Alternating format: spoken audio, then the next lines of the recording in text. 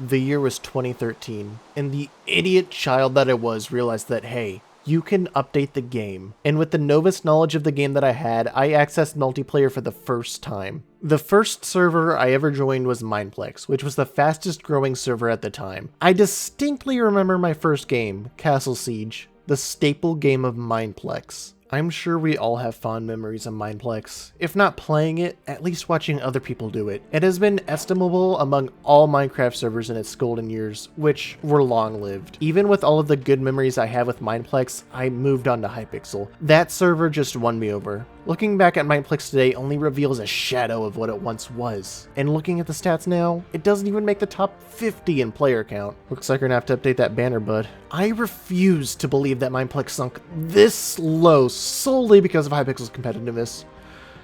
No. They only played a role. Mineplex's tragedy is an interesting tale, one that I hope we can all learn from.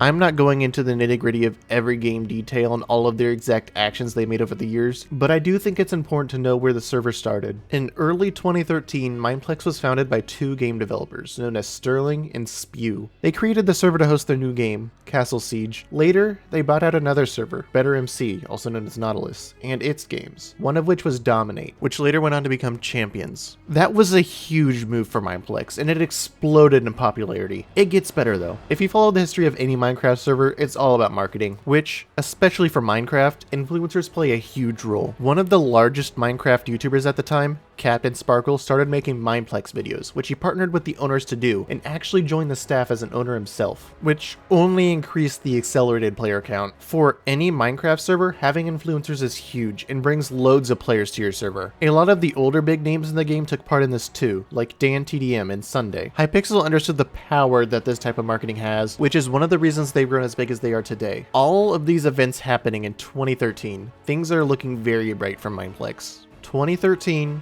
to 2015, Mineplex's golden years. Of course, some good times were still to be made after that time period, but not to the levels that they achieved here. You see, Mineplex's business strategy was not a very sustainable one. As still a relatively small server, the hierarchy and assigned tasks were simple enough. The two original owners, Sterling and Spew, were all business, Sterling handling payments and more of the financial stuff, although he eventually took his hands off the reins in late 2013. Spew was in charge of marketing, reaching out to more YouTubers and advertising. Then you have the two owners that were running Better MC, Defect7 and Chiss. They merged into the team after the buyout, both of which handled server development. Defect7 running things in the background like server maintenance, and Chiss leading game development, and was the creative lead. And, of course, you have those few teenage volunteers that moderated the server for free. You might be thinking, what's wrong with that? And you're right, so far so good. It worked out well.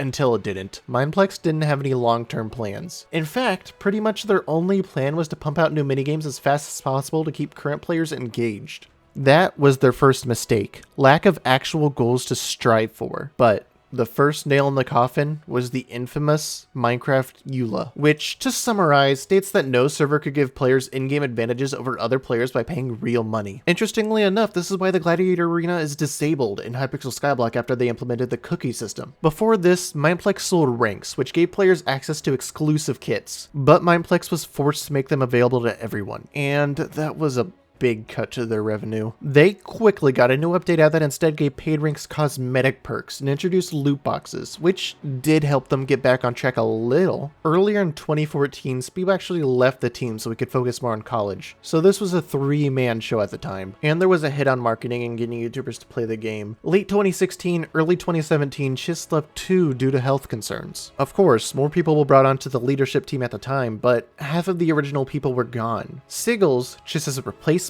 did manage to keep the games rolling out. They decreased in popularity eventually, but it was able to keep the player count steady. And that's another thing they sort of tripped over. The games. Their main focus in development was keep making new games, as I said before, but that didn't leave a whole lot of effort into patching and updating old games. Who cares if a new game is going to come out when it's going to do absolutely nothing? People have favorite games, and it's invigorating to see one of your favorite games get a new update and experience something new. Hypixel understood this, Mineplex not so much. Even so, Mineplex's new games weren't as much of a hit as they should have been. Type Wars? You type to win the game. Like a glorified children's game to learn typing. Heroes of Gwyn?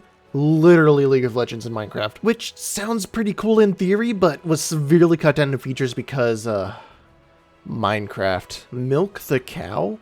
I don't even know how to describe this. That isn't to say that they didn't have their hits. Skyfall was pretty good, and I enjoyed playing Wizards, despite it not being as popular. All suffered from lack of updates though, which really puts a sour taste in your mouth after playing the exact same minigames for years. Compare that to Hypixel's newest releases. Sky Wars, hit for competitive players. Bed Wars, bigger hit for all players. Skyblock, like the best thing to happen for player engagement. I can't pretend that Mineplex wasn't good at all games though. Every holiday season they would make these co-op survival games. Seasonal games, Christmas Chaos and Halloween Horror games were amazing. Or it might have also been their limited time nature making them fun to play. Finally, I want to talk about hackers. Mineplex had an anti-cheat, and I don't want to say it was bad, but it wasn't the best. That didn't matter though, because on New Year's of 2017, I can't believe this actually happened. They literally unbanned everyone to get the player count back up. I cannot imagine who thought that was a good idea. Anyway, it went as you'd expect.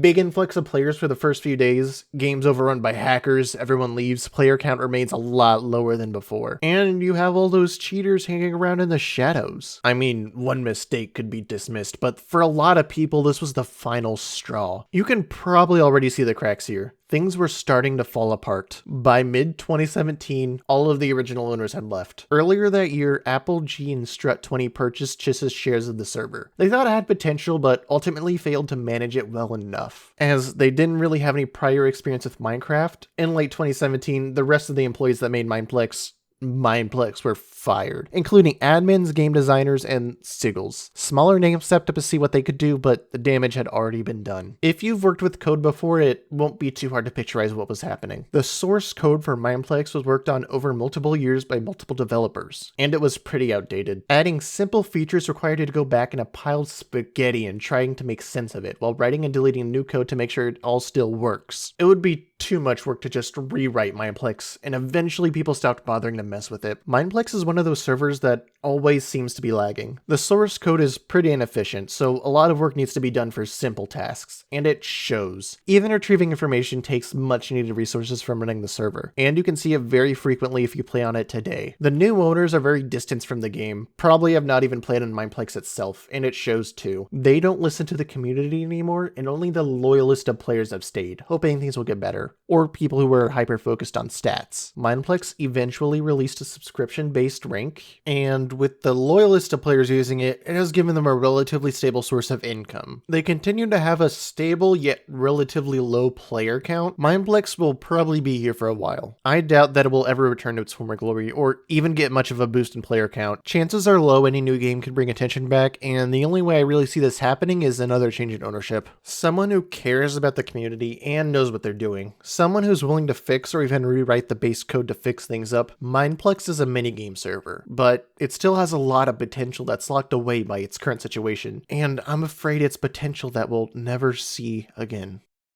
Thanks for watching the video. If you enjoyed it, do the likes and subscribes and comment, all the engagement stuff, because especially for a small creator like myself, that helps a lot, and it helps me figure out what I'm doing right. Anyway, here's some similar videos.